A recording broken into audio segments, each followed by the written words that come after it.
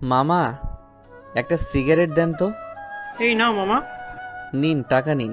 500 টাকার নোট দিয়ে বলল, মামা কেবল দোকান খুলেছি, খুচরা টাকা নাই তো, আপনি খুচরা করে দিয়ে যান। আচ্ছা, লাগবে না, রেখে দেন। কিন্তু মামা।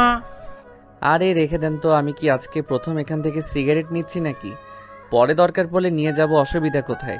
আচ্ছা ঠিক আছে মামা। লাইটারটা দেন তো। এই নিন। তারপর রানা সিগারেট ধরিয়ে সোজা হাঁটতে লাগলো। ওহ, আপনাদের তো পরিচয়টা দেওয়া হয় নাই। আসেন এবার পরিচয়টা দিয়ে নেওয়া যাক। ছেলেটার নাম রানা হাসান। মা বাবা অনেক আদর করে ছেলের নামটা রেখেছিল, কিন্তু এলাকার লোকজন সবাই তাকে বখাটে নামেই জানে। মারামারি, খুনখারাবি, রাহাজানি এসব যেন তার হাতের ময়লা। মারামারি, খুনখারাবি করতে তার একটু দ্বিধাবোধ লাগে না। রানা এবার ইন্টার সেকেন্ড ইয়ারে পড়ছে। টানা 3 বছর হলো একই ক্লাসে পড়ে আছে, কোনো উন্নতি নেই। সে বছরে 365 দিনের মধ্যে হাতে গোনা 6 থেকে 7 দিন কলেজে যায়। আজ কিভাবে যেন রানা কলেজের দিকে যেতে লাগলো, কিন্তু তার কাঁধে কোনো ব্যাগ নেই, হাতে কোনো খাতা নেই, পকেটে কোনো কলম পর্যন্ত নেই। শুধু হাতে সিগারেট নিয়ে টানতে টানতে কলেজের ভিতরে যাচ্ছে। কলেজের প্রিন্সিপাল তাকে কিছু বলার সাহস পায় না, কারণ প্রিন্সিপাল তাকে অনেক ভয় পায়। একদিন তার একটা কাজের জন্য টিচার তাকে ক্লাসের মধ্যে কান ধরে দাঁড়িয়ে থাকতে বলেছিল, কিন্তু সে উল্টো সেই ক্লাস টিচারকে পুরো ক্লাস কান ধরে দাঁড় করিয়ে রেখেছিল। যাই হোক, বাদ দেই সেসব কথা, গল্পে ফিরে আসা যাক। রানা কলেজের ভিতরে ঢুকে তার বন্ধুদের কাছে গেল। তার বন্ধুদের কাছে গিয়ে বলল, কিরে, তোরা কেমন আছিস সবাই? আমরা তো অনেক ভালো আছি, কিন্তু তোর তো কোনো খোঁজ খবর নেই। সারাদিন কোথায় থাকিস কিছুই তো বুঝি না। আমাদের সাথে কি তোর দেখা করতে ইচ্ছা হয় না? আর বলিস না, কলেজে আসতে মন চায় না। তো কি করতে মন চাই শুনি? আচ্ছা বাদ দে তো এসব। আজ কলেজে অনেক নতুন নতুন স্টুডেন্ট দেখছি, ব্যাপার কি? তুই কিছু জানিস না, আজ তো বছরের প্রথম ক্লাস হবে নতুনদের। ও তাই বলি, নতুন নতুন স্টুডেন্ট কলেজে কি করছে? তুই তো কলেজে আসিস না, জানবি কি করে? আচ্ছা চল তো একটু কলেজটা ঘুরে দেখি, অনেক দিন হলো তো কলেজে আসি না। আচ্ছা ঠিক আছে, চল। তারপর সবাই মিলে কলেজে ঘুরতে লাগলো। আজ কলেজে বছরের প্রথম ক্লাস হবে, আর সেটা রানা জানে না। তারপর সবাই মিলে ঘুরতে ঘুরতে ক্যান্টিনে গেল। ক্যান্টিনে গিয়ে সবাই মিলে বসে আছে। হঠাৎ এমন সময় কে যেন রানার পিছনে এসে দাঁড়িয়ে রানাকে বলল, হ্যালো, আমি রাত্রি। আপনার নামটা জানতে পারি? রানা। বাহ, দুজনের নামের মধ্যে অনেক মিল আছে তো দেখছি। আচ্ছা, আপনি কি এবার সেকেন্ড ইয়ারে? হ্যাঁ। আচ্ছা, তাহলে আমরা কি বন্ধু হতে পারি? সরি, পারবো না। কেন, বন্ধু হলে সমস্যা কোথায়? এই মেয়ে, আপনার সমস্যা কোথায়? হ্যাঁ, আপনাকে বললাম তো বন্ধু হতে পারবো না, তো কি চান এখন? রাত্রি অনেক সুন্দর একটা মেয়ে। অনেক ছেলে তার সাথে বন্ধুত্ব করতে চায়, কিন্তু সে ভুলেও কোনো ছেলেকে পাত্তা দেয় না। আজ নিজে থেকে সে একটা ছেলের সাথে বন্ধুত্ব করতে গেল, আর সেই ছেলেটা তার সাথে এমনভাবে কথা বলল। রাত্রি তো কিছুতেই মেনে নিতে পারছে না। রাত্রি রেগে ফেটে যাচ্ছে। কিছুক্ষণ চুপ করে থাকার পর রাত্রি বলল, কি চাই মানে? আমি এই এলাকার চেয়ারম্যানের মেয়ে, আর আপনি আমার সাথে এভাবে কথা বলছেন কেন? তো আপনার সাথে কিভাবে কথা বলতে হবে? হ্যাঁ, আমার সাথে তোমাকে বন্ধুত্ব করতে হবে। ধুর, অনেক দিন পর কলেজে আসলাম, মুডটাই নষ্ট করে দিল। ধ্যাত, আর ভালো লাগে না। এটা বলে রানা সেখান থেকে চলে গেল। আর এদিকে রাত্রি ভাবতে লাগলো, ওহে চান্দু, এই এলাকার যত ছেলে আছে সবাই আমার সাথে বন্ধুত্ব করতে চায়। তুই কোন মহারাজা, হ্যাঁ, যে আমার সাথে বন্ধুত্ব করতে পারবি না? ভালোই ভালোই বন্ধুত্ব করতে চাইলাম দেখে, তাই না? নিজেকে কি ভাবিস? হ্যাঁ, তুই আজকে আমার বন্ধুত্ব গ্রহণ করলি না, দেখিস একদিন তোকেই আমি আমার হাজবেন্ড বানাবই। এটাই আমার চ্যালেঞ্জ। এটা বলে রাত্রি তার ক্লাসের উদ্দেশ্যে চলে গেল। আজ বছরের প্রথম দিন, তাই ক্লাস পরিচয় পর্ব চলছে। ক্লাসে টিচার একে একে সবার পরিচয় নিল, কিন্তু রানার থেকে পরিচয় নিল না। এটা দেখে রাত্রি অনেক অবাক হয়, কারণ সে ভাবছে ক্লাসের সবাই পরিচয় নিল, কিন্তু তার কোনো পরিচয় নিল না। এর মানে এর মধ্যে কোনো না কোনো কারণ আছে অবশ্যই। প্রথম দিন, তাই বেশি ক্লাস হলো না। পরিচয় পর্ব শেষ করে কলেজ ছুটি হয়ে গেল। কলেজ ছুটি হওয়ার পর সবাই যে যার মতো বাসায় ফিরতে লাগলো। রানা রাস্তার মাঝখানে দিয়ে হেঁটে যাচ্ছিল। হঠাৎ এমন সময় তার পিছন থেকে গাড়ির হর্ন শুনতে পায়। রানা অনেকটা রেগে যায়। সে ভাবছে কে এত হর্ন দিচ্ছে। এটা ভেবে রানা পিছন দিকে তাকায়। পিছন দিকে তাকিয়ে দেখে গাড়ির মধ্যে একটা সুন্দরী মেয়ে বসে, কিন্তু তার মুখটা ভালো করে দেখা যাচ্ছে না। একটু পর রাত্রি গাড়ির জানালা দিয়ে মাথা বের করে বলল, এই যে মিস্টার, কি সমস্যা? রাস্তার মাঝখান দিয়ে এইভাবে হেঁটে যাচ্ছেন কেন? আর মানুষ চলাচল করবে না? রানা রাত্রিকে চিনতে পারছে না, কারণ তখন কথা বলার সময় রানা মাথা নিচু করেছিল, তাই মুখটা দেখতে পায়নি। রানাকে চুপ করে থাকতে দেখে রাত্রি বলল, কি ব্যাপার, এভাবে চুপ করে আছেন কেন? কথা বলেন। কথা বলতে জানেন না নাকি? সরি, আসলে বুঝতে পারিনি। বুঝতে পারেননি নাকি গাড়িতে সুন্দর মেয়ে দেখে লোক সামলাতে পারেননি? এই মিস, মুখ সামলে কথা বলেন। আমি মিথ্যা কথা কি বললাম? হ্যাঁ, সুন্দর মেয়ে দেখলে সব ছেলেরাই একটু একটু এমন করে, এটা বলতে হবে না। রানা এবার কোনো কথা না বলেই সোজা হাঁটা ধরলো সেখান থেকে। রাত্রি তখন আর কিছু বলল না, কারণ একদিনে বেশি কিছু করা যাবে না। তাই রাত্রি গাড়িতে উঠে গাড়ি স্টার্ট করে বাসায় চলে গেল। রানা বাসায় গিয়ে একটু রেস্ট নেওয়ার জন্য শুয়ে পড়ে। এমন সময় হঠাৎ করে রানার ফোনটা বেজে ওঠে। হ্যালো ভাইয়া, আপনি কোথায় আছেন এখন? ওপাশ থেকে একটা মেয়ের কান্নার শব্দে কথা শুনতে পেয়ে রানা বলল, আমি বাসায় আছি, কিন্তু আপনি কে? আর কান্না করছেন কেন? ভাইয়া, আমার অনেক বড় বিপদ হয়ে গেছে। আমি যাকে ভালোবাসতাম সে আমার সাথে প্রতারণা করেছে। আমাকে মিষ্টি মিষ্টি কথা বলে একটা নিস্তব্ধ বাড়িতে ডেকে নিয়ে গিয়েছিল। তারপর সেখানে সে সহ তার আরও 3-4টা বন্ধু মিলে আমাকে গ্যাং রেপ করতে চেষ্টা করেছিল, কিন্তু আমি অনেক চেষ্টা করে সেখান থেকে পালিয়ে এসেছি। ওরা আমাকে খুঁজতেছে ভাইয়া। যদি ওরা আমাকে পায় তাহলে খুন করে ফেলবে। এখন আপনি আমাকে বাঁচাতে পারেন ভাইয়া। আচ্ছা, আপনি এখন কোথায় আছেন? এই তো 3 রাস্তার মোড়ে আছি। আচ্ছা, আপনি তাহলে একটা কাজ করেন, ওইখানে পশ্চিমের রাস্তা ধরে একটু সামনে গিয়ে বামে একটা বাড়ি পড়বে, সেই বাড়িতে গিয়ে আমার নাম বলবেন, তাহলেই আপনাকে সেখানে আশ্রয় দেওয়া হবে। আর আমি এখনই আসতেছি। ঠিক আছে ভাইয়া। তাই বলে রানা ফোনটা রেখে তাড়াতাড়ি করে বেরিয়ে পড়ে গাড়ি নিয়ে। তারপর রানা মেয়েটাকে নিয়ে সোজা সেই ছেলেদের কাছে যায়। তারপর সেই ছেলেদেরকে বলে, কিরে, তোরা নাকি এর সাথে অসভ্যতামি করতে চেয়েছিলি? কে বলেছে আমরা অসভ্যতামি করতে চেয়েছিলাম? আমরা তো একটু মজা করতে চেয়েছিলাম। আমার মনে হয় তোরা ভুলে গেছিস কার সামনে দাঁড়িয়ে কি বলছিস। ও বাবা, আমার ভয় পাচ্ছে। ওই তোরা কেউ আমাকে বাঁচা, আমাকে মেরে ফেলবে। তোদের কি আমাকে দেখে ভয় হচ্ছে না? কে বে তুই? আর তুই একা এসেছিস? দেখেছিস আমরা কয়জন? আমার মনে হয় তোরা এই রানার নাম শুনিসনি। কি রানা? তুই রানা কি এতই সস্তা জিনিস যে আমাদের কাছে আসবে? ছেলেগুলো রানার নাম শুনেছে কিন্তু কোনোদিন চোখে দেখেনি, আর তাই এসব কথা বলছে। আচ্ছা দাঁড়া, তোদের দেখাচ্ছি মজা। এটা বলে রানা সবার উপর ঝাঁপিয়ে পড়ে, সবাইকে একবারে শেষ করে দিল। সবাইকে মেরে ফেলার পর রানা মেয়েটিকে নিয়ে বাসায় চলে গেল। মেয়েটা অনেক ভয় পেয়েছিল, কিন্তু তার সাথে যে অসভ্যতামি করতে চেয়েছিল সেই ভয়টাকে রানা কাটিয়ে দিল। এরপর রানা মেয়েটিকে তার বাসায় ড্রপ করে দিয়ে সে তার নিজের বাসায় চলে যায়।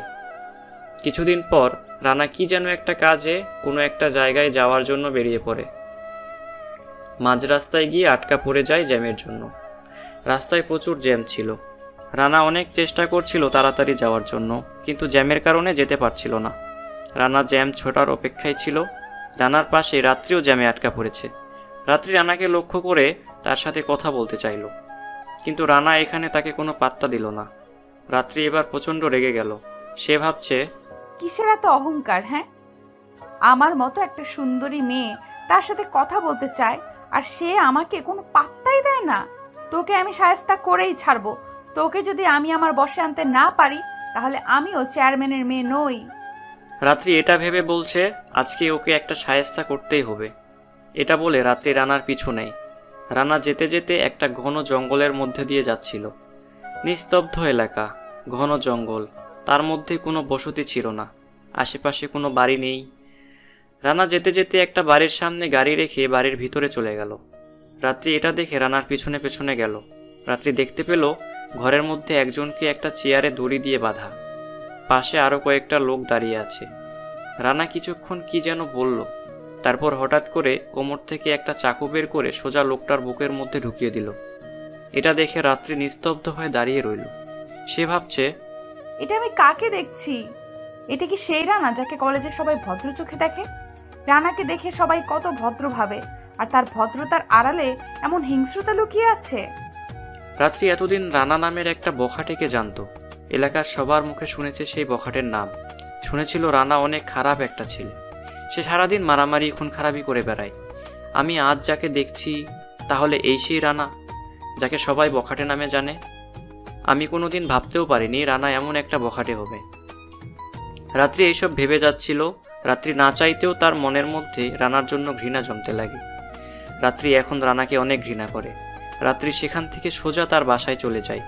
রাত্রি রানার এরূপ কিছুতেই মেনে নিতে পারছিল না। এর কিছুদিন পর রানা একটা দোকানে বসে সিগারেট খাচ্ছিল।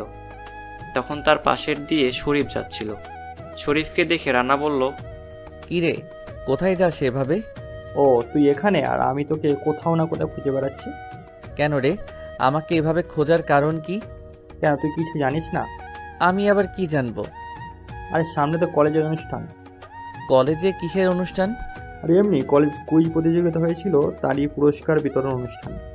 আর অনুষ্ঠান যেন ভালো মতো হয় সেই দায়িত্ব আমাদেরকে দেওয়া হয়েছে। তো ভালো কথা, তোরা কাজ করবি, অসুবিধা কোথায়? আর আমি ওইসবের ভিতরে নাই, আমার এসব একদম ভালো লাগে না। না রে দোস্ত, তোকেও আমাদের সাথে থাকতে হবে। আরে তুই তো জানিস আমার ওসব ভালো লাগে না, তাহলে কেন এভাবে বলছিস?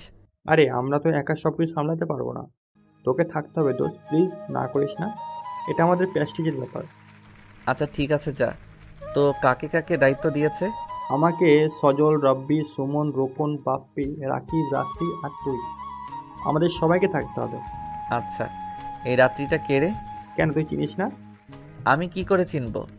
ও হ্যাঁ তাই তো, তুই কলেজে যাস না, চিনবি কী হবে? আরে এটা হলো আমাদের চেয়ারম্যান সাহেবের মেয়ে রাত্রি। ও আচ্ছা, ভালো। আচ্ছা তাহলে থাক, আমি যাই। এটা বলে রানা সেখান থেকে চলে গেল। রানাকে কেউ বোঝে না, সে কখন কি করে কেউ জানে না, বা কেউ বোঝার চেষ্টা করে না। রানার যখন যা মন চায় তখন তাই করে, আর তাই কেউ তাকে কখনো বিরক্ত করে না। এদিকে শরীফও সেখান থেকে চলে গেল। কলেজ অনুষ্ঠানের আগের দিন শরীফ রানাকে ফোন করে বলল, হ্যালো দোস্ত, কোথায় তুই? এই তো বাসায় আছি। কেন রে? তাড়াতাড়ি কলেজে আয়। এখন এই সময় কলেজে কেন? আরে তুই কি ভুলে গেলি কালকে কলেজের অনুষ্ঠান? তো সব কিছু ব্যবস্থা করতে হবে না? এখনই যেতে হবে? হ্যাঁ এখনই চলে আয়, আমরা কলেজে আছি। আচ্ছা ঠিক আছে, তোরা থাক, আমি আসতেছি। ফোনটা কেটে গিয়ে রানা চলে গেল কলেজে। কলেজে গিয়ে সবাই মিলে আয়োজনের সব ব্যবস্থা করছে। এরপর সবাই মিলে কাজ ভাগাভাগি করে নিল। সবাই ভাগাভাগি করে নেওয়া শেষে শরীফ রানাকে বলল, আচ্ছা রানা, তুই আর রাত্রি বাজার করে নিয়ে আয়। কেন রে, আমি এখানে থাকি না? আরে যা তো, দুজনে বাজার করে নিয়ে আয়। দেখছিস তো আমরা সবাই কাজ করছি, তুই ওর সাথে যা। ওকে। এটা বলে সবাই যে যার মতো কাজে লেগে পড়ল। এদিকে রানা এবং রাত্রি একা রয়ে গেল। রাত্রি রানাকে একা পেয়ে বলল, এই যে বখাটে রানা। রানা রাত্রির মুখে তার এই নাম শুনে একটি অবাক হয়ে যায়, কারণ কলেজে কেউই তার এই নাম জানে না। কলেজের সবাই তাকে অনেক ভালো জানে।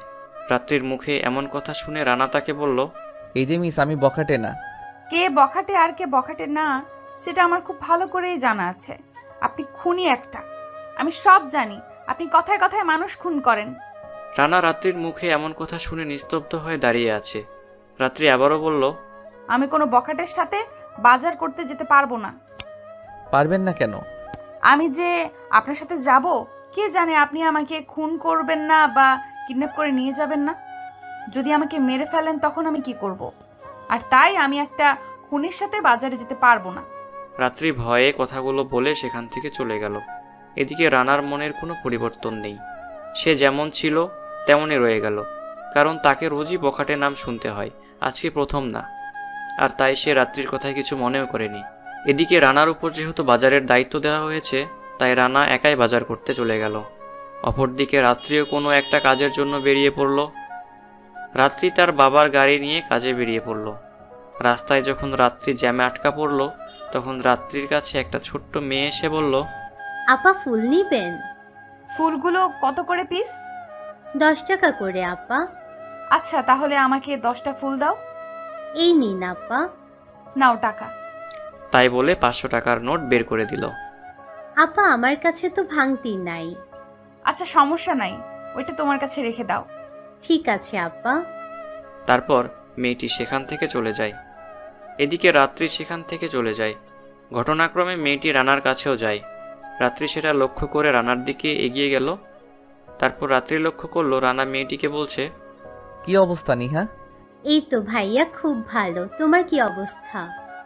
এই তো তোমাদের দোয়ায় আছি। আচ্ছা, সবাইকে ডেকে নিয়ে আসো, খেতে যাব। আচ্ছা ঠিক আছে ভাইয়া, একটু অপেক্ষা করো। আচ্ছা। তারপর মেয়েটি সব ছেলে মেয়েদের ডেকে নিয়ে আসলো, যারা রাস্তায় ফুল বিক্রি করে। এটা দেখে তো রাত্রি পুরো অবাক হয়ে যায়। রাত্রি অবাক হয়ে দাঁড়িয়ে সব কিছু দেখছে। এরপর রানা তাদেরকে নিয়ে একটা রেস্টুরেন্টে ঢুকলো আর সবাইকে পেট পুরে ইচ্ছা মতো খাওয়ালো। রানা নিজেও পেট পুরে খেয়ে নিল। এরপর রানা তাদের সাথে অনেকক্ষণ গল্প করলো। রানা তাদের সাথে অনেকক্ষণ গল্প করার পর তাদেরকে কিছু টাকা দিয়ে সেখান থেকে চলে গেল। সেটা দেখে তো রাত্রি আরও অনেক অবাক হয়ে যায়। এটা সে কাকে দেখছে? এটা কি সেই রানা যে বখাটে? এটা কি সেই রানা যে কথায় কথায় মানুষ মেরে ফেলে? রাত্রি মাথায় সব প্রশ্ন ঘোরাফেরা করছে। এরপর রাত্রি চিন্তা করলো ওই বাচ্চাগুলোকে ধরে রানার পরিচয় জানতে হবে। এরপর রাত্রি অনেককে চলে যেতে দেখে ভাবলো এবার বাচ্চাগুলোকে ধরে তার পরিচয় জানতে হবে। কথা মতো রাত্রি ওই বাচ্চাগুলোর মধ্যে একটা মেয়েকে ডেকে বলল, এই বাবু শোনো, জি আপা বলেন। এই ছেলেটা কে যে তোমাদের খাবার খাওয়ালো আবার টাকা দিল? ও ওইটা ওইটা তো আমাদের রানা ভাইয়া। ওই যে বস্তিটা দেখছেন, আমরা সবাই ওইখানে থাকি। রানা ভাইয়া প্রায় প্রতিদিনই আমাদের কাছে আসে। রানা ভাইয়া আমাদের খাবার কিনে দেয়, অনেক রকম খেলনা কিনে দেয়। রানা ভাইয়া আমাদের পড়াশোনা করার জন্য একটা স্কুলের ব্যবস্থা করে দিয়েছে। আমরা সবাই সেখানে পড়াশোনা করতে পারি। খুব ভালো তো। হ্যাঁ আপা, অনেক ভালো, কিন্তু ভাইয়া না অনেক কষ্ট জানেন। তার আবার কিসের কষ্ট? আপা, ভাইয়ার মা বাবা তাকে বাড়ি থেকে বের করে দিয়েছে। ভাইয়া মাঝে মাঝে অনেক কান্না করে। ভাইয়ার যখন কষ্ট হয় তখন আমাদেরও অনেক কষ্ট হয়। আমি প্রায় প্রতিদিনই চুপি চুপি দেখি ভাইয়া কান্না করা। পিচ্চি মেয়েটার মুখে রানার এমন কথা শুনে কখন যে রাত্রির চোখ দিয়ে পানি ঝরে পড়লো সেটা সে বুঝতেও পারেনি। রাত্রি রানার প্রতি এক অজানা ভালো লাগা কাজ করতে শুরু করে। রাত্রি কেমন যেন মায়ায় বন্দী হয়ে যাচ্ছে আস্তে আস্তে। এরপর রাত্রি সেখান থেকে চলে যায়। অনুষ্ঠানের দিন খুব সকালে রাত্রি তাড়াতাড়ি করে কলেজে চলে আসে। রাত্রি কলেজে এসে রানার জন্য অপেক্ষা করছে।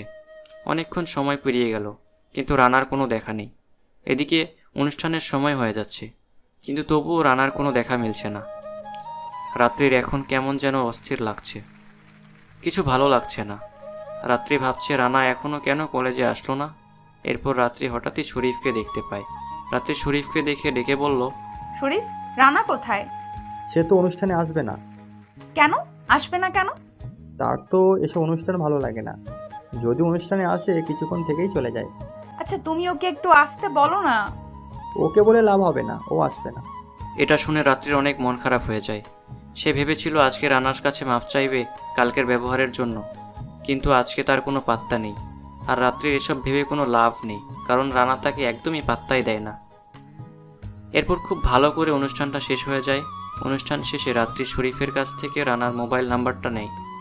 এরপর রাত্রি ভাবে তার পরিচয় গোপন করে রানার সাথে ফোনে কথা বলবে।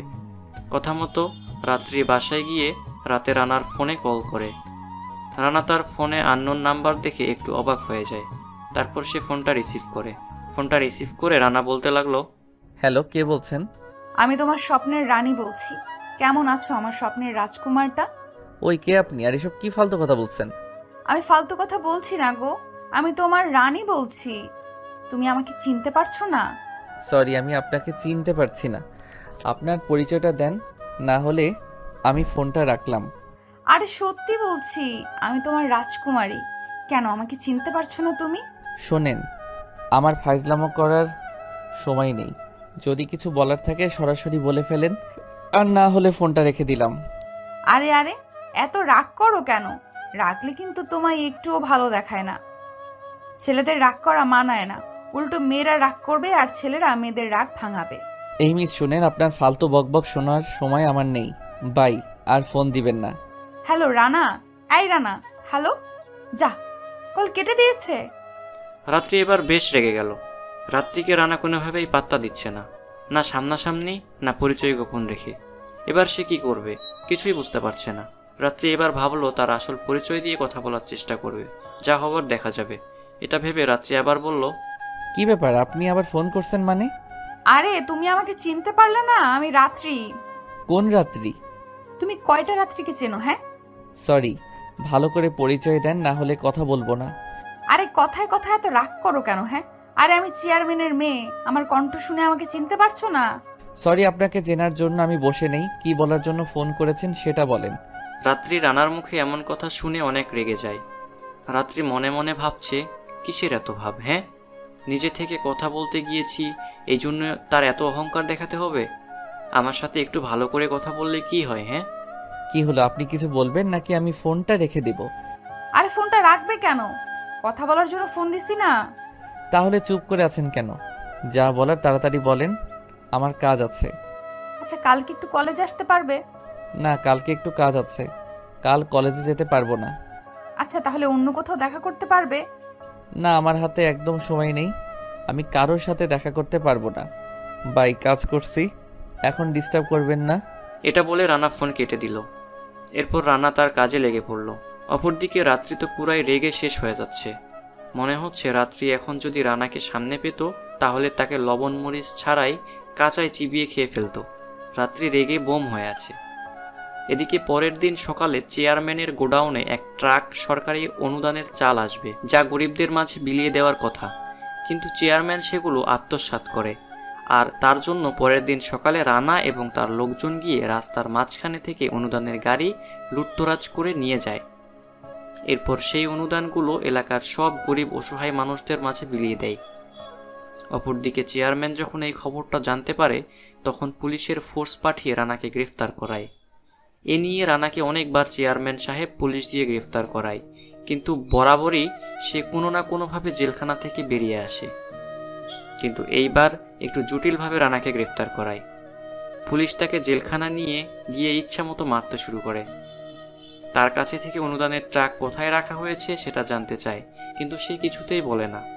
এদিকে অনেকক্ষণ পর চেয়ারম্যান থানায় এসে রানার কাছে গিয়ে বলল, কিরে, কেমন লাগছে মার খেতে? তোর লজ্জা করে না বারবার আমার সাথে এইভাবে পাঙ্গা নিতে?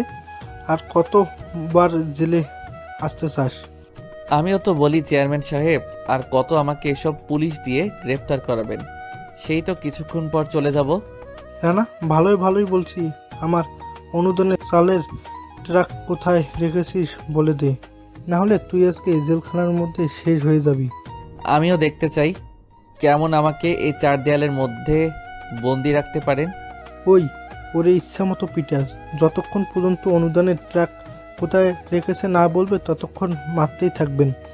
যদি মরে যায় সেই ব্যবস্থা আমি দেখব। ঠিক আছে চেয়ারম্যান সাহেব, আপনাকে সেটা নিয়ে চিন্তা করতে হবে না, আপনি এখন যান, আমি দেখছি ব্যাপারটা। তারপর চেয়ারম্যান সাহেব থানা থেকে চলে গেল। এদিকে পুলিশ ইন্সপেক্টর রানাকে মারতে শুরু করলো আবারও। রানাকে অনেকক্ষণ ধরে মেরে যাচ্ছিল, কিন্তু রানার মুখ থেকে একটা কথা বের করতে পারেনি। চালের ট্রাক কোথায় রেখেছে কেউ জানে না। রানা যে চালগুলো গরিব অসহায় মানুষদের মাঝে বিতরণ করে দিয়েছে সেটা কেউ জানে না।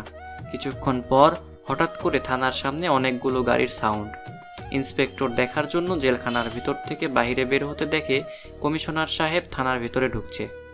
কমিশনারকে দেখে ইন্সপেক্টর স্যালুট করলো। আরে রাখো তোমার স্যালুট, রানা কোথায়?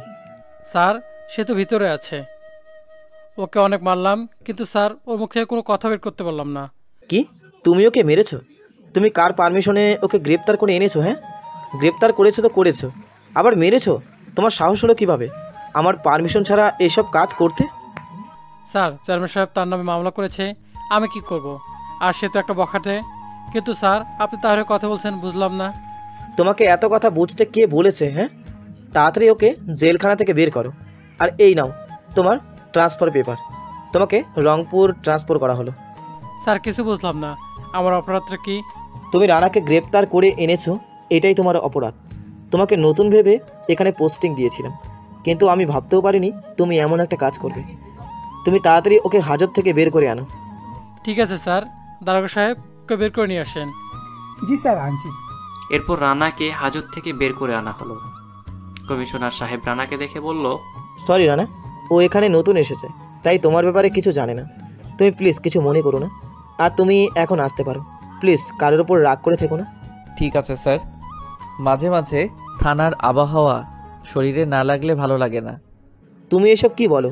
আচ্ছা বাসায় যাও, পরে কথা হবে তোমার সাথে। ঠিক আছে স্যার, আসছি তাহলে। ইন্সপেক্টর সাহেব, কি বুঝলেন? না জেনে শুনে কাউকে গ্রেফতার করতে নেই, বুঝেছেন? হা হা হা। ইন্সপেক্টরের শরীর রাগে ফেটে যাচ্ছে রানার হাসি দেখে। একে তো তাকে চেয়ারম্যানের কথায় গ্রেফতার করে এনেছে, তারপর তাকে গ্রেফতার করার জন্য ট্রান্সফার হতে হলো, আবার সে তাকে নিয়ে মজা করছে। এদিকে রানা সেখান থেকে বাসায় চলে যায়, কমিশনারও থানা থেকে চলে যায়। কমিশনার সাহেব থানা থেকে চলে যাওয়ার পর ইন্সপেক্টর দারোগাকে বলে, আচ্ছা দারোগা সাহেব, ও এমন কে যে কমিশনার সাহেব এসে আমার সাথে এমন আচরণ করলো? স্যার, ও হচ্ছে রানা, আমাদের রানা। সে বখাটে হলেও সেটা শুধুমাত্র সমাজের দুর্নীতিকারীদের জন্য, আমাদের মতো গরিবের জন্য সে ফেরস্তা। সে সবসময় আমাদের মতো গরিবদের পাশে দাঁড়ায়। আমাদের যে কোনো সমস্যা হলে সে সেটা সমাধান করে দেয়। আর সমাজে খারাপ কাজ বন্ধ করার জন্য তাকে এই বাজে পথে আসতে হয়েছে। আর সে এমন বাজে কাজ করে বলে সমাজের চোখে সে খারাপ, কিন্তু আমরা জানি স্যার, রানা অনেক ভালো একটা ছেলে। তার মনটা অনেক নরম, সব কিছুই ঠিক আছে, কিন্তু একটাই কষ্ট জানেন, ওর মা বাবা ওকে ভুল বুঝে বাসা থেকে বের করে দিয়েছে। এরপর থেকে ছেলেটা সমাজের চোখে বেশি খারাপ হয়ে গেছে। সমাজের দুর্নীতিবাজরা তার নামে প্রায় মামলা করে, যার জন্য তাকে প্রায় থানায় আসতে হয়, কিন্তু তাকে কেউ থানায় আটকে রাখতে পারে না। সব কিছু ঠিক আছে, কিন্তু আমাকে ট্রান্সফার করানো হলো, সেটা কেন জানতে পারি? আপনি তাকে মেরেছেন। আপনার সবথেকে বড় ভুল এটাই যে আপনি চেয়ারম্যানের কথায় তাকে মেরেছেন। এই সামান্য ভুলে কমিশনার স্যার আমাকে এমন শাস্তি দিবেন?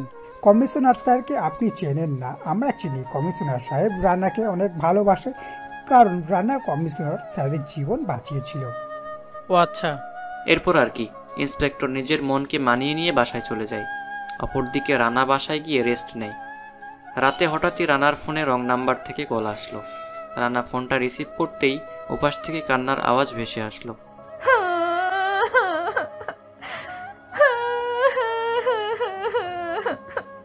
কি ব্যাপার, কে আপনি? আর এইভাবে কান্না করছেন কেন? রানা, আমি রাত্রি। কোন রাত্রি? দেখো রানা, আমি এখন মজা করার মুডে না। বাবাকে কারা যেন ধরে নিয়ে গেছে। আপনার বাবাকে কেউ ধরে নিয়ে গেছে মানে? আরে, তুমি আমাকে এখনো চিনতে পারলে না? আমি চেয়ারম্যানের মেয়ে। বাবাকে একটু আগে কিছু গুন্ডারা এসে তুলে নিয়ে গেছে। আমি এখন কি করব কিছুই বুঝতে পারছি না। তুমি কিছু একটা করো প্লিজ রানা, প্লিজ তুমি কিছু একটা করো। আচ্ছা ঠিক আছে, তুমি কোনো চিন্তা করো না, আমি দেখছি ব্যাপারটা। এটা বলে ফোনটা রেখে দেয়। এরপর রানা বেরিয়ে পড়ে চেয়ারম্যানকে খুঁজতে। রানা সব জায়গায় খুঁজতে লাগলো, কিন্তু কোথাও পাচ্ছিল না। অনেক খোঁজাখুঁজির পর সে জানতে পারে চেয়ারম্যানকে একটা গোডাউনে আটকে রাখা হয়েছে। তারপর রানা সেখানে গিয়ে দেখলো কিছু ছেলে পেলে চেয়ারম্যান সাহেবকে বেঁধে রেখেছে। রানা তাদের কাছে গিয়ে বলল, কি রে, তোরা চেয়ারম্যান সাহেবকে ধরে এনেছিস কেন? ভাই, এটা আমাদের নিজেদের প্রবলেম, প্লিজ আপনি এর ভিতরে আসবেন না। আমি এর ভিতরে আসবো না মানে? তোরা তাকে কেন ধরে এনেছিস সেটা বল। ভাই, সে আমাদের এলাকায় ঠিকভাবে চলতে দেয় না, আমাদের ব্যবসায় হাত দিয়েছে। তোরা খারাপ কাজ করিস তো তোদের বাধা দেবে না? ভাই প্লিজ আপনি এখান থেকে যান, না হলে কিন্তু আমরা আপনাকে যে সম্মানটা দিয়েছি সেই সম্মানটাও পাবেন না। কি করবি তোরা? আরে এত কথা বলার কি আছে, মেরে দেই না ওকে। কে বললো এই কথা? সাহস থাকলে সামনে আয়। তুই কে রে যে তোকে ভয় পেতে হবে? তারপর সেখানে মারামারি শুরু হয়ে যায়। রানা এসব ব্যাপারে প্রফেশনাল, তাই সে সবাইকে মেরে সেখান থেকে চেয়ারম্যান সাহেবকে উদ্ধার করে নিয়ে আসে। চেয়ারম্যান সাহেব রানার এমন আচরণে অনেক অবাক হয়, কারণ সে ভাবছে যাকে সে এলাকার বখাটে নামে জানে, তার বিরুদ্ধে অনেকবার অ্যাকশন নিয়েছে, অনেকবার জেল হাজতে পাঠিয়েছে, সে তাকে বাঁচাবে এটা কখনো আশা করেনি।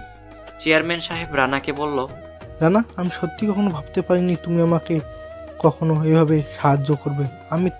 আমি তোমার বিরুদ্ধে এত অ্যাকশন নিলাম, বিশেষ করে তোমাকে আজ গ্রেপ্তার করে যে মার খাওয়ালাম, তারপরেও যে তুমি আমাকে এখানে বাঁচাতে আসবে এটা আমি ভাবতেও পারি না।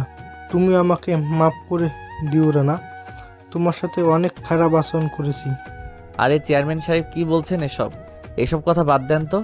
আপনি যদি জনগণের দিকে একটু নজর দেন, গরিব অসহায়দের সাহায্য করেন, তাহলেই তো আমাকে এসব কাজ করতে হয় না।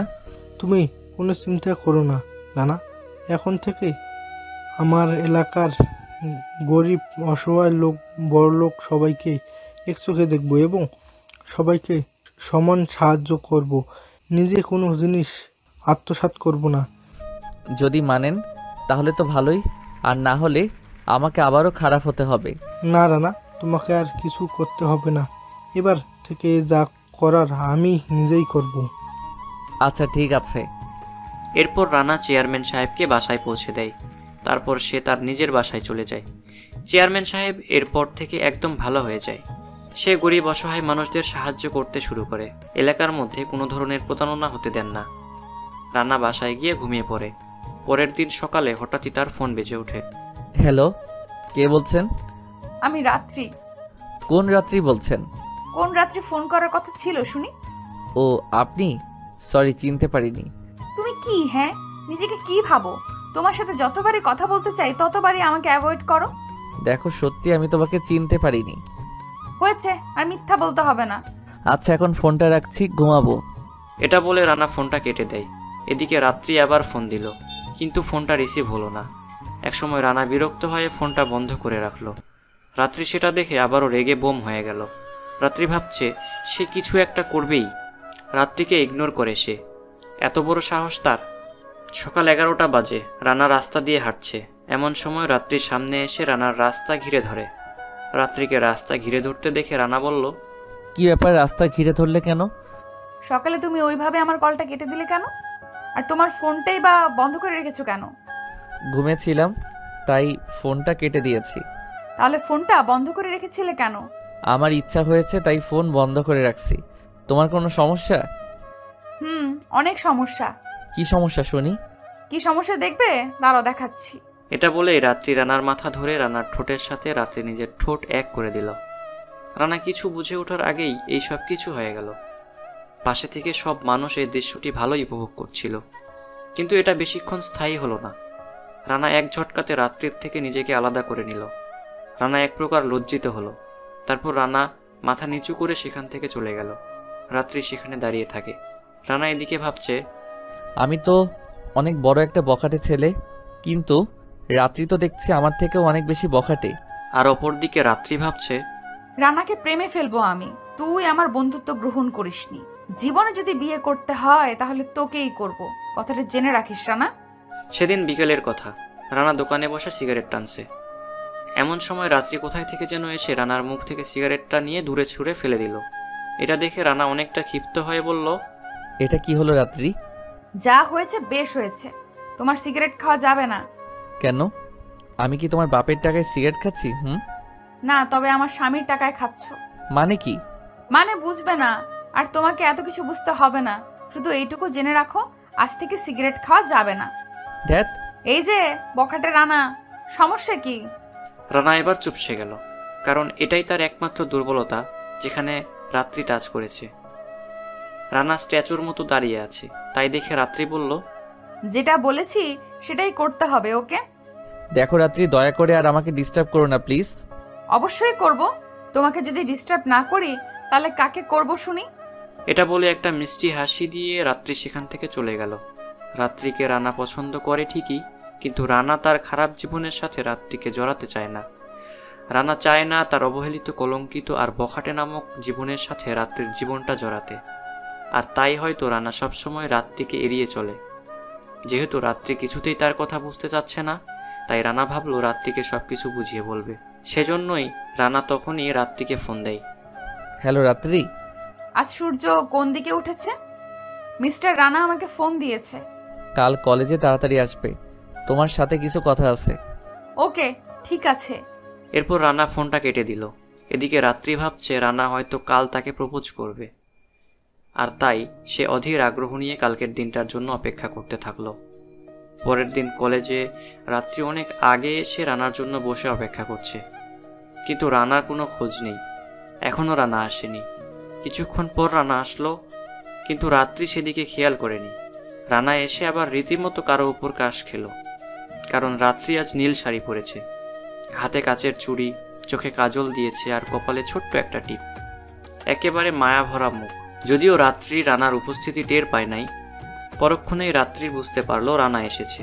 রানার দিকে তাকিয়ে সে অবাক হলো, কারণ রানা তার দিকে এক পলক তাকিয়ে আছে।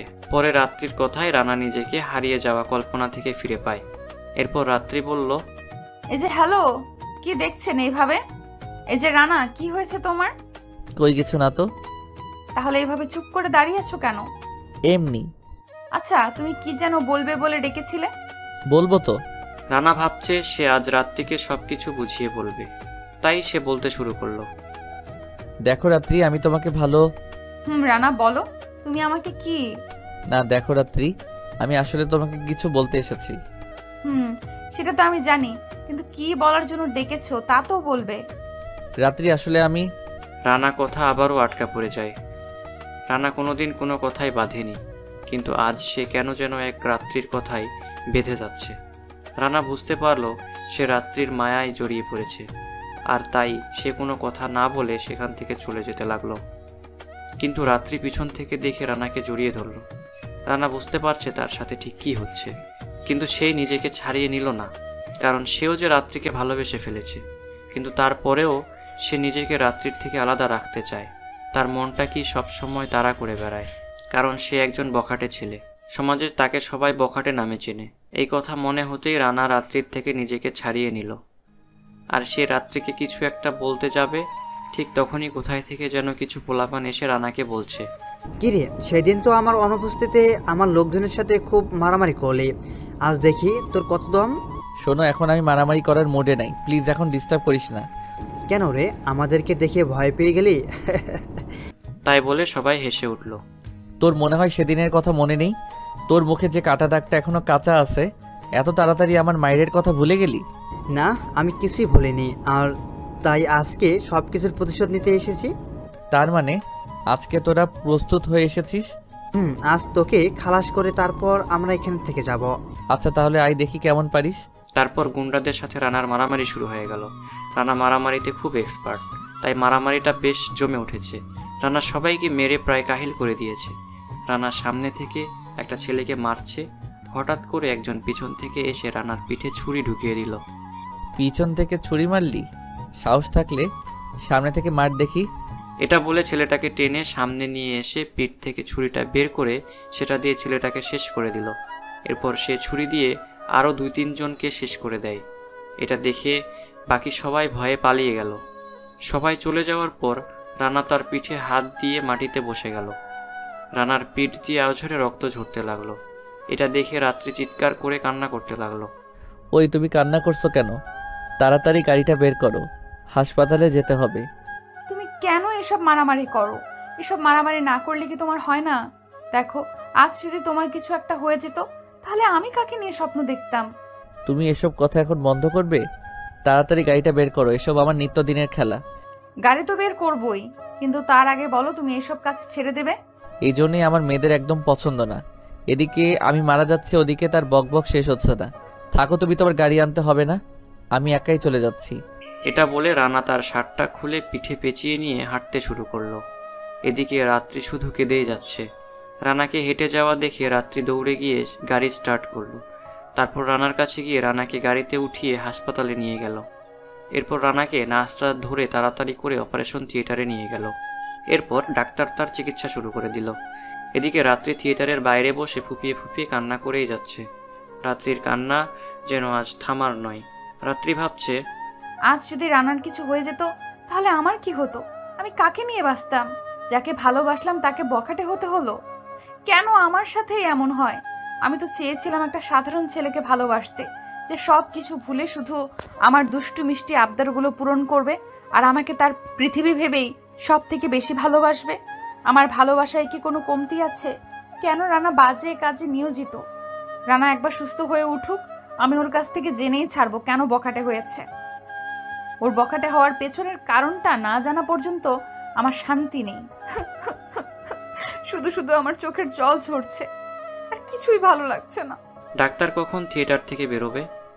রাত্রি বসে বসে কান্না করছে আর এসব ভেবে যাচ্ছে। এদিকে ডাক্তার অনেকক্ষণ চিকিৎসা করার পর থিয়েটার থেকে বেরিয়ে আসলো।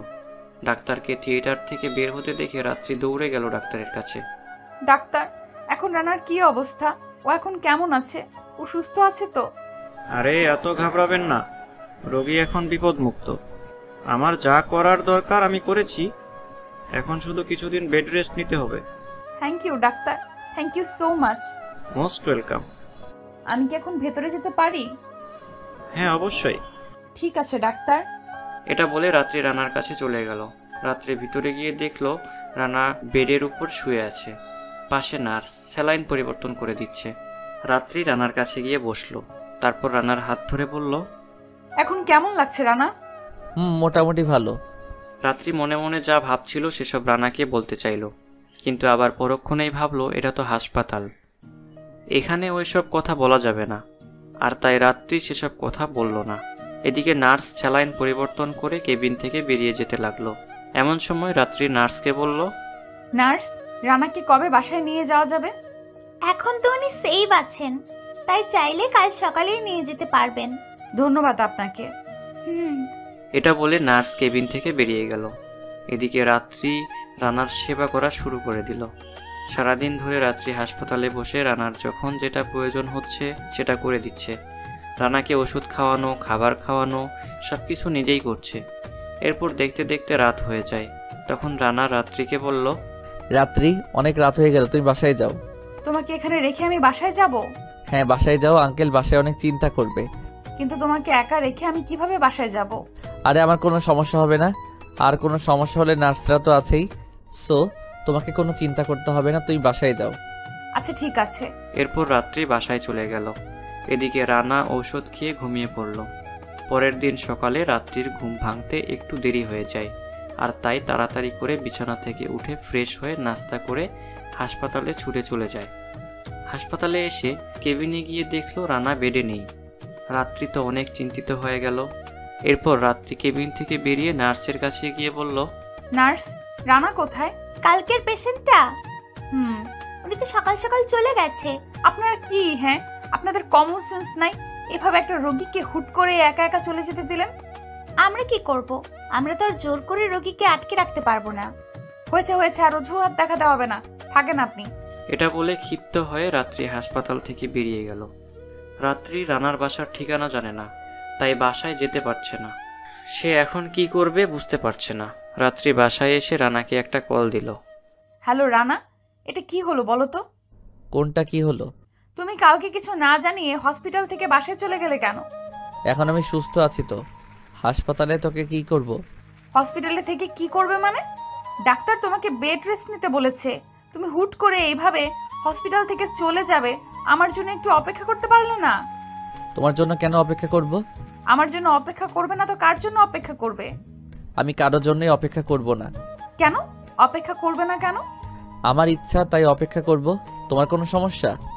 হ্যাঁ অনেক সমস্যা। তাহলে তুমি তোমার সমস্যাগুলো নিয়ে বসে থাকো, আমার কি? রানা, তুমি আমার সাথে এইভাবে হেয়ালি করে কথা বলছো কেন? তাহলে কিভাবে কথা বলবো বলো? আমার সাথে একটু ভালো করেও তো কথা বলতে পারো নাকি? না, আমি ভালো করে কথা বলতে পারি না। তুমি না একটা রসকসহীন মানুষ। হ্যাঁ আমি রসহীন মানুষ, তাতে কার কি? উফ, তোমার খোঁজ খবর নেওয়ার জন্য ফোন করলাম আর তোমার সাথে ঝগড়া করছি। থুর, এসব ভালো লাগে না। আমার খোঁজ খবর কে নিতে বলেছে? রানা। আচ্ছা হইছে, এখন বলো কেন ফোন করেছো? সকালে এইভাবে হসপিটাল থেকে চলে গেলে, নাস্তা করেছো? হ্যাঁ নাস্তা করছি। ওষুধগুলো ঠিকমতো খেয়েছো? হ্যাঁ খেয়েছি। আচ্ছা রানা, কাল কি বলার জন্য আমাকে ডেকেছিলে বলো তো? ওই তো আমি তোমাকে বলতে চেয়েছিলাম, আমি তোমাকে। আবারও রানা কোথায় যেন বেঁধে যাচ্ছে। রানা কি বলতে চাচ্ছে আর কি বলছে কিছুই বুঝতে পারছে না। রানা রাত্রিকে যে কথা বলার জন্য কালকে কলেজে ডেকেছিল সেটা সে কিছুতেই বলতে পারছে না। কি করে বলবে কিছুতেই বুঝে উঠতে পারছে না। বারবার কোথায় যেন বাঁধিয়ে যাচ্ছে রানা, আর তাই রানা কলটা কেটে দিল। রাত্রি কিছুই বুঝতে পারছে না রানার মনে কি চলছে, রানা কি বলতে চাচ্ছে, কি করতে চাচ্ছে, কোনোটাই মাথায় ঢুকছে না। রাত্রি চুপ করে বসে রইল। অপরদিকে রানা ভাবছে, যে রানা মানুষ খুন করতে ভয় পায় না, সেই রানা আজ একটা মেয়েকে সামান্য কথা বলতে পারছে না। একটা মেয়ের কাছে কথা বলতে সব কিছু উল্টে পাল্টে যাচ্ছে। রানা বুঝতে পারছে না তার জীবনে ঠিক কী ঘটে চলেছে। রানা সব কিছু ভেবে আবারও চিন্তা করলো রাত্রিকে এবার ফোন করে সব কিছু বলে দেবে। রানা চায় না যে তার সাথে রাত্রির জীবনটা জড়িয়ে তার জীবনটাও নষ্ট করতে, কিন্তু পরক্ষণে আবার রাত্রির প্রতি মনটা আকৃষ্ট হয়ে ওঠে। যাই হোক, রাত প্রায় 11টা। রানার চোখে কোনো ঘুম নেই। এদিকে রাত্রিরও একই অবস্থা। রানা ভাবছে এখন রাত্রিকে ফোন করবে, কিন্তু হঠাৎই এমন সময় রাত্রির কল আসলো। তখন তুমি ওইভাবে কলটা কেটে দিলে কেন? না এমনি। না, তুমি এমনিতেই কল কাটুনি। সত্যি করে বলো কি হয়েছে, আর কালকে কি বলার জন্য ডেকেছিলে সেটাও বলতে হবে। দেখো রাত্রি, আমি একটা বখাটে ছেলে। তুমি তারপরেও কেন আমাকে ভালোবাসতে চাচ্ছ? কেন তুমি তোমার নিজের জীবনটা নষ্ট করতে চাচ্ছ? আমি তোমাকে কিছুই দিতে পারবো না, আমি তোমার কোনো আবদার পূরণ করতে পারবো না। আর কেনই বা তুমি আমার মতো অবহেলিত, কলঙ্কিত, বখাটে একটা ছেলেকে ভালোবাসবে? তোমার বাবার তো কোনো কিছুরই কমতি নেই, তারপরও তুমি কেন আমার মতো বখাটে ছেলের পিছনে পড়ে আছো? তুমি আমার থেকে দূরে থাকো রাত্রি, প্লিজ। এই কথা বলার জন্য তুমি কাল আমাকে ডেকেছিলে? তাহলে কাল বললেন না কেন? আচ্ছা তাহলে এবার আমার উত্তর শোনো। আমি দুনিয়ার কিচ্ছু চাই না, শুধুমাত্র তোমাকে চাই। আমি আমার বখাটে রানাকেই চাই। আমি আমার বখাটে রানাকে অনেক ভালোবাসি, আর আমি জানি আমার রানাও আমাকে অনেক ভালোবাসে। কে বলেছে যে আমি তোমাকে ভালোবাসি? রানা, সব কথা মুখে বলতে হয় না, আমিও কিছু বুঝি। এটা শুনে রানা ফোনটা কেটে দিল। রানার কিছুই ভালো লাগছে না। এদিকে রাত্রি কান্না করছে। রানা কি করবে কিছুই বুঝতে পারছে না। রানা ভাবছে সে তার মা বাবার সাথে কথা বলবে, কিন্তু তার মা বাবার সাথে সে কিভাবে কথা বলবে? তার মা বাবা তো অনেকদিন আগেই তাকে বাড়ি থেকে বের করে দিয়েছে। রানার মাথায় কিছুই আসছে না। রানা একটা সিগারেট ধরিয়ে টানতে লাগলো। কিছুক্ষণ পর ঘুমের ওষুধ খেয়ে ঘুমিয়ে পড়ল। কিন্তু রাত্রির তো চোখে ঘুম নেই, সে শুধু কান্না করেই যাচ্ছে। রাত্রির বাবা তার কান্নার আওয়াজ শুনে তার কাছে গেল। কি হয়েছে রে মা, আমাকে বল কি হয়েছে। বাবা, রানা। কি করেছে রানা? তোর সাথে কি কোনো খারাপ ব্যবহার করেছে? না না বাবা, আমি রানাকে ভালোবাসি, কিন্তু ও আমাকে দূরে ঠেলে দিচ্ছে। ও, এই ব্যাপার। আচ্ছা, আমি রানার সাথে কথা বলবো এই ব্যাপারে। সত্যি বাবা? 3 সত্যি। আই লাভ ইউ বাবা। আচ্ছা, এখন ঘুমিয়ে পড়। রাত্রির বাবা এটা বলে চলে গেলেন। রাত্রির বাবা চিন্তায় পড়ে গেলেন। রানা এক কথার মানুষ, সে কি শুনবে তার কথা? চিন্তায় এবার ঘুম হারাম হয়ে গেল তার। পরের দিন সকালে রানা চা খাচ্ছে চায়ের দোকানে বসে। এমন সময় রাত্রির বাবার আগমন। রানা, এদিকে শোনো একটু। জি আঙ্কেল, কিছু বলবেন? কিছু বলার ছিল। জি আঙ্কেল, বলেন কি কথা? রানা, তোমার কাছে একটা জিনিস চাইবো, দেবে? আরে আঙ্কেল, কি বলেন এগুলো? আমার মতো একটা বখাটে কি দিতে পারে আপনাকে? রানা, আমি রাত্রির জন্য তোমাকে ভিক্ষা চাই, প্লিজ না করো না। তুমি না করলে মেয়েটা আমার শেষ হয়ে যাবে, সে নিজেকে শেষ করে ফেলবে। তারপরেও বলেন কি দিতে পারি আপনাকে? আঙ্কেল, রাত্রি আমার অতীতের সম্পর্কে তো কিছুই জানে না।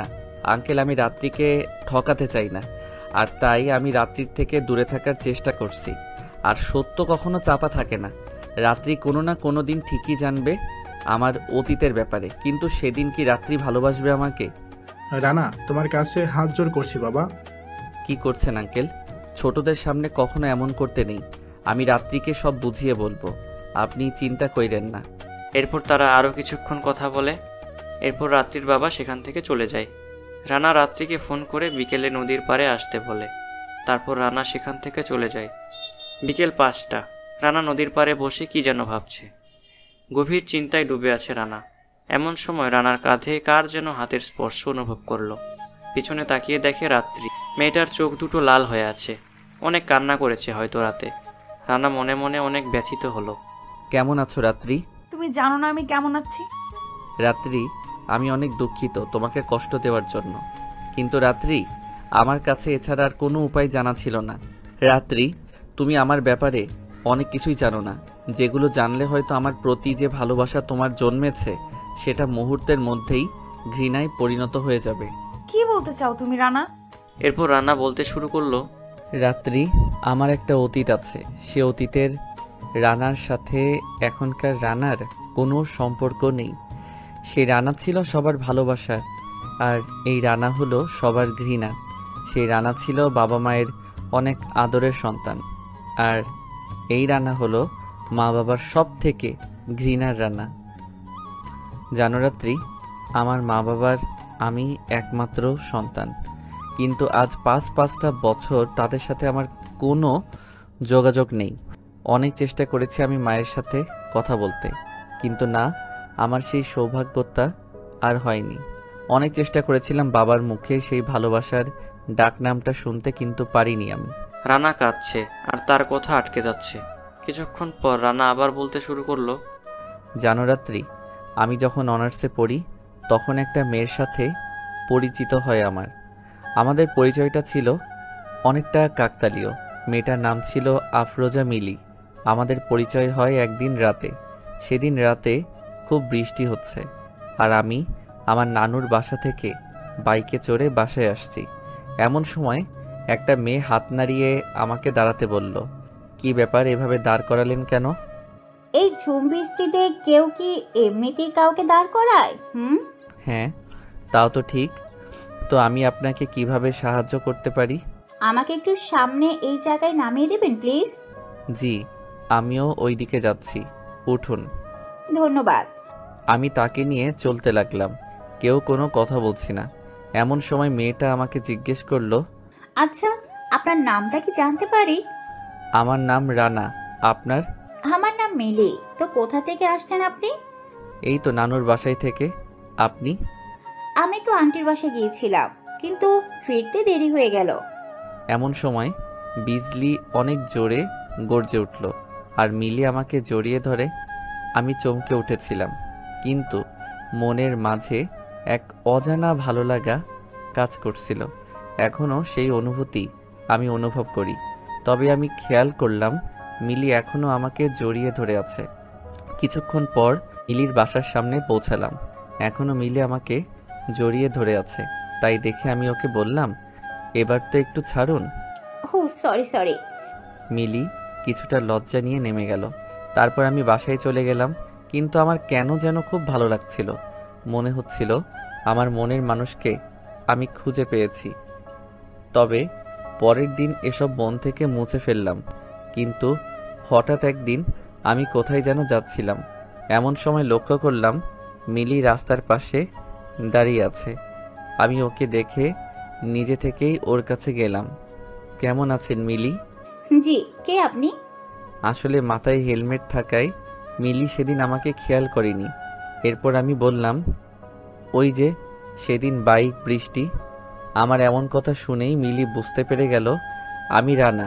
সাথে সাথে মেয়েটা লজ্জায় লাল হয়ে গেল। সেদিনের অনুভূতিটা কিন্তু আজও ভুলতে পারিনি, আমার প্রথম অনুভূতি। কিছুক্ষণ দুজনে নীরবতা পালনের পর আমি নীরবতা ভেঙে বললাম, তো কোথায় যাচ্ছেন? এই তো একটু কলেজে যাব। চলুন, আমি ওই দিকেই যাব। ধন্যবাদ, আমি অন্য কোনো গাড়িতে যেতে পারবো। আরে চলুন তো। এরপর অনেক জোর করি, তখন সে বাইকে ওঠে। তারপর মিলির সাথে গল্প করতে করতে যেতে লাগলাম। তো আপনি কোন ইয়ারে পড়েন? অনার্স 3য় বর্ষর। আপনি? আমিও। আচ্ছা, আপনার কি কোনো বয়ফ্রেন্ড আছে নাকি? না। গুড। এই তো আপনার কলেজে চলে এসেছি। এরপর মিলি আমাকে ধন্যবাদ দিয়ে চলে গেল। আমি সেই প্রথম দিনেই মিলির প্রেমে পড়ে যাই। আমি ইচ্ছা করে প্রতিদিন ওর বাসার সামনে দিয়ে যেতাম, শুধু ওকে একটিবার দেখার জন্য।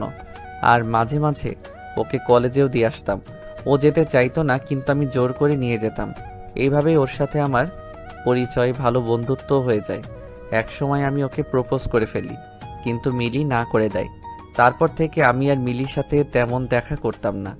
সে হয়তো চাইতো আমি তাকে আরেকটিবার বলি, মিলি আমি তোমাকে অনেক ভালোবাসি, তোমার সাথে আমার বাকিটা জীবন কাটাতে চাই, তুমি কি আমার আপন হবে? কিন্তু আমি আর মিলিকে এসব কথা বলিনি।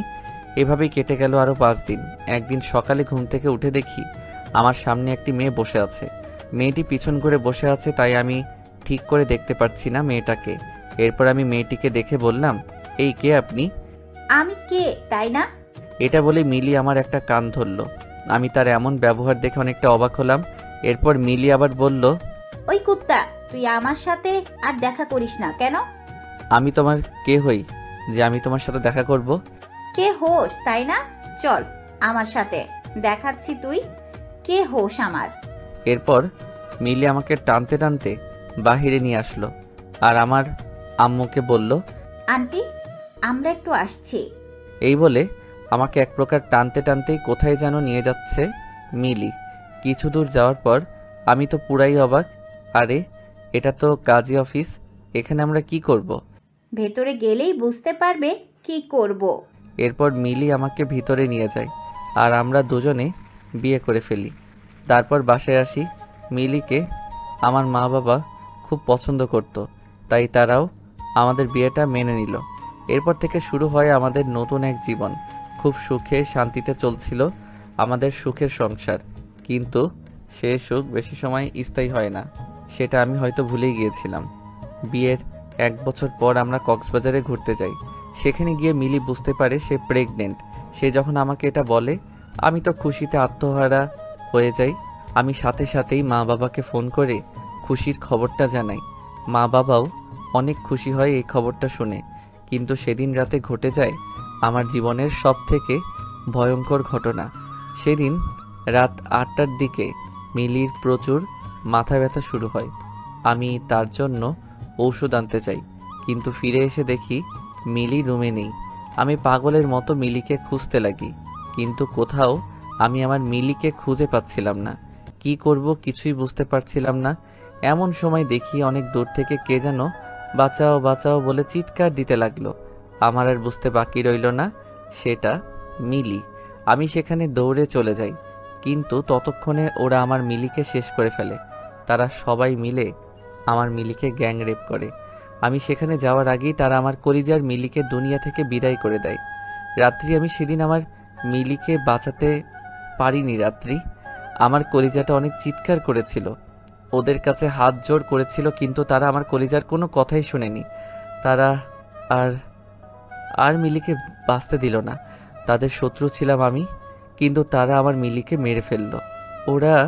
ওরা আমাকে মারতে পারতো, কিন্তু রানা আর কোনো কথা বলতে পারছে না, বুকটা ফেটে যাচ্ছে কান্নায়। এবার রানা কথাগুলো শুনে রাত্রিও কেঁদে দিল। রাত্রি তার কান্নাকে থামাতে পারছে না। কিছুক্ষণ পর রাত্রি আবার বলতে শুরু করলো, জানো রাত্রি, মিলি অনেক অনেক ভালো ছিল। সে আমার মা বাবার অনেক আদরের ছিল। মিলির কেউ ছিল না, তাই সে আমার মা বাবাকে তার নিজের মা বাবা মনে করত। সে একাই পুরো বাড়ি গুছিয়ে রাখত। রানা কান্না করছে। রাত্রি কিছু না বুঝে নিজের ওড়না দিয়ে রানার চোখের পানি মুছে দিল। রাত্রি ভাবছে এত কষ্ট নিয়ে একটা মানুষ কিভাবে আছে। রানা আবার স্বাভাবিক হয়ে বলতে শুরু করলো, তারপর আমি বাসায় চলে আসি। অনেক কিছু মনের মধ্যে বাসা বাঁধতে শুরু করে। বাসায় যাওয়ার পর কলিং বেল বাজাতেই মা মিষ্টির প্যাকেট নিয়ে আমার সামনে আসে, কিন্তু মিলিকে মা না দেখতে পেয়ে আমাকে জিজ্ঞেস করে, মিলি কোথায়? রাত্রি আমি তখন কোনো উত্তর দিতে পারিনি। আমি সেদিন বোবা হয়ে গিয়েছিলাম। আমি মা বাবাকে বলতে পারিনি মা মিলি আর নেই। আমি কিছু না বলেই বাসা থেকে বের হয়ে আসি। আমার মা বুঝতে পারে কিছু একটা হয়েছে। আমি পরে মাকে সব কিছু খুলে বলি। সেদিন আমার মা বাবা আমাকে বাসা থেকে বের করে দেয়, কারণ সব দোষ আমার ছিল। আমি ওদের শত্রু ছিলাম, কিন্তু ওরা আমাকে না মেরে আমার কলিজাকে মেরে ফেলেছে। তারপর থেকে আমি আর কোনোদিন বাসায় যাইনি। হয়ে গেছি একটা বখাটে ছেলে। সবার চোখে হয়ে যাই ক্রিমিনাল। আমি পরে তাদের সবাইকে খুন করি যারা আমার কলিজাকে মেরে ফেলেছে। তারপর আমাকে জেলেও যেতে হয়েছে। রানা কান্না করছে, সাথে রাত্রিও কাঁদছে। রাত্রি বুঝতে পারছে না সে কি করবে। কিছুক্ষণ পর রাত্রি সেখান থেকে চলে যায়। রানা রাত্রির চলে যাওয়া দেখে ভাবছে, আমি জানতাম রাত্রি আমার অতীতের ঘটনা জানলে তুমিও আমাকে ঘৃণা করবে। আমার প্রতি তোমার যে ভালোবাসা, সে ভালোবাসাটা থাকবে না। দেখেছো রাত্রি, আমি আজ সঠিক। তোমাকে বলেছিলাম আমাকে তুমি ভালোবাসতে পারো না, কারণ আমি অনেক খারাপ একটা ছেলে। আমার অতীতের ঘটনা শুনে সেই তো আমাকে একা করে চলে গেলে সবার মতো। রানা আরও কিছুক্ষণ নদীর পাড়ে থেকে একটু মনটাকে হালকা করে বাসায় চলে যায়। পরের দিন সকালে রাত্রি রানাকে কল করে। রানা রাত্রির নাম্বার থেকে কল আসা দেখে অনেকটা অবাক হয়ে যায়। এরপর রানা কলটা রিসিভ করলো। রানা, কোথায় আছো? নদীর পাড়ে আসতে পারবে একটু? কেন? আরে আসো না রানা, প্লিজ, না করো না। আচ্ছা, আসতেছি। এরপর রানা ফ্রেশ হয়ে চলে গেল নদীর পাড়ে। সেখানে গিয়ে দেখে একটা নীলপরি, মানে রাত্রি নীল শাড়ি পরে আছে। রানা পিছন থেকে কাশি দিল। ও, এসেছো তুমি? হুম। রানা, একটা কথা বলতে পারি? হ্যাঁ, বলো। রানা, আমি কি তোমার মিলি হতে পারি? হতে পারি কি তোমার সুখ দুঃখ কষ্টের সাথী? রাত্রি, তুই জানো আমি একটা বখাটে, তারপরেও। রানা কিছু বলার আগেই রাত্রি একটা কিস করে দিল রানার ঠোঁটে। আমি এই বখাটিকেই চাই। এরপর রানাকে জড়িয়ে ধরে রাত্রি বলল, প্লিজ রানা, তুমি আমাকে ফিরিয়ে দিও না, প্লিজ। রাত্রি অনেক রিকোয়েস্ট করতে থাকে। রানা অজান্তেই তার হাত জোড়া জড়িয়ে ধরে। কিছুক্ষণ পর রাত্রি বলে, রানা, আমি তোমাকে তোমার বাবা মার কাছে ফিরিয়ে নিয়ে যাব, প্রমিস। রানা এটা শুনে অনেক খুশি হলো। রানা ভাবছে কেউ একজন তো তাকে বুঝেছে। এরপর রাত্রিকে নিয়ে নতুন জীবন শুরু করে দেয় রানা। যদিও রানা জানে না তার নতুন যাত্রা কেমন হবে, তবে সে হয়তো এক চিলতে সুখের খোঁজে রাত্রিকে আপন করে নেয়।